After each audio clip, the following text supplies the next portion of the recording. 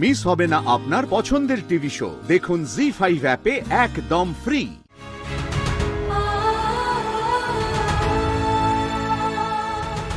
বৌরানী, যা হচ্ছে ঠিক হচ্ছে কি? শুনুন, কাল সকালে বাবা যখন বৌরানীর নিদান শোনাবেন, তখন যদি আপনি এখানে না থাকেন তাহলে কোনো সমস্যা হবে না।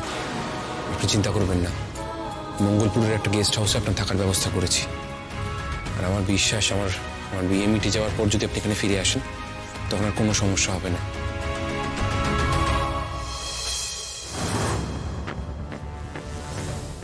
আমি আর কোনো সমস্যা হতে দেব না দুর্জয়।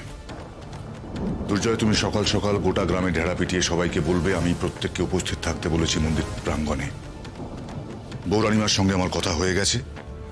বৌরানিমা আমার মুখ দিয়ে তার নিদান দেয়াবেন। কিন্তু বাবা, আপনি কাল সকালে যেটা বলবেন সেটা আমাকে বলছেন না কেন? আপনি কেন বারবার আমাকে এড়িয়ে যাচ্ছেন?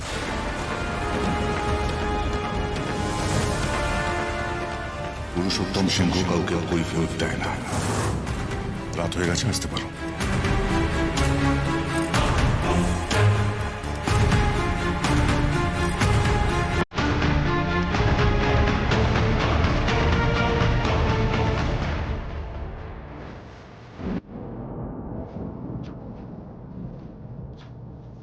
কি হলো, দাঁড়িয়ে পড়লেন কেন? চলুন, আসুন।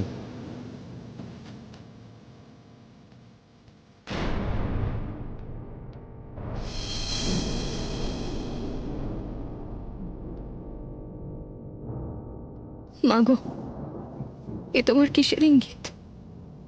তুমি কি আমাকে আটকাতে চাইছো? কি হলো, দাঁড়িয়ে পড়লেন কেন? কি শাড়িটা আটকে গেছে তো, দাঁড়ান।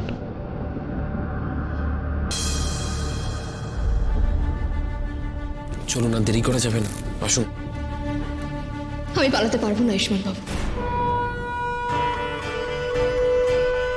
পালাতে পারবেন না মানে? কি বলছেন? পালানোটা ঠিক হবে না। আপনার হয়তো মনে হচ্ছে আমি এখান থেকে চলে গেলে সব ঝামেলা মিটে যাবে, কিন্তু আমি আপনাকে বলছি কিচ্ছু মিটবে না। কারণ যা হচ্ছে বৌরানীর ইচ্ছেতে হচ্ছে। ওনার ইচ্ছে ছাড়া গাছের একটা পাতাও নড়ে না। তাই ওনার নিদান এড়িয়ে, ওনার নজর এড়িয়ে কোথায় পালিয়ে যাব বলুন তো? কোথায় গেলে ওনার নজরে পড়ব না? তুমি যন্ত্র, আমি যন্ত্রী। তুমি ঘর, আমি ঘরণী। তুমি রথ, আমি রথী। যেমন ভাবে চালাবে তেমনি ভাবে চলি। বৌরানী আমাদের সবাইকে যেমন ভাবে চালান, আমরা তেমন ভাবে চলি আয়ুষ্মান বাবু।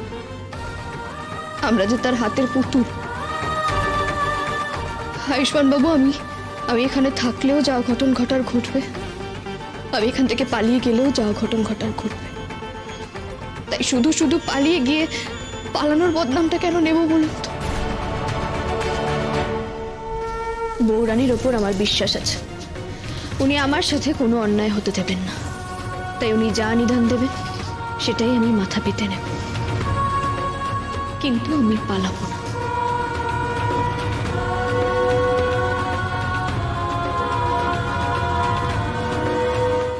জি5 ডাউনলোড করুন আর সব এপিসোড দেখুন একদম ফ্রি।